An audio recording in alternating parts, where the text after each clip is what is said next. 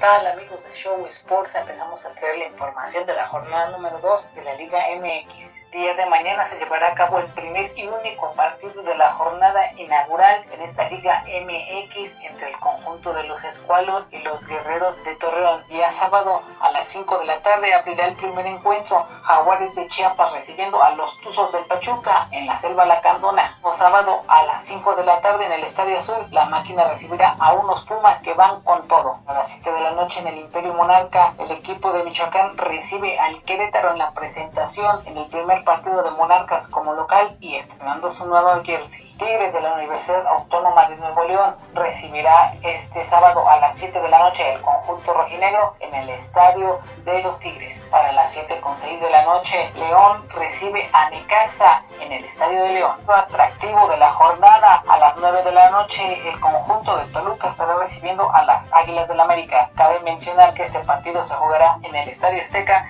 ya que Toluca todavía no tiene terminado su estadio para celebrar el centenario de esta institución. 9 de la noche, los fanáticos de Chivas TV podrán ver el primer partido del conjunto de Guadalajara, quien estará recibiendo a los Rayados del Monterrey a las 9 de la noche. El partido del fin de semana será el domingo, en donde la Franja reciba a Tijuana en punto de las 6 de la tarde en el Estadio Cuauhtémoc.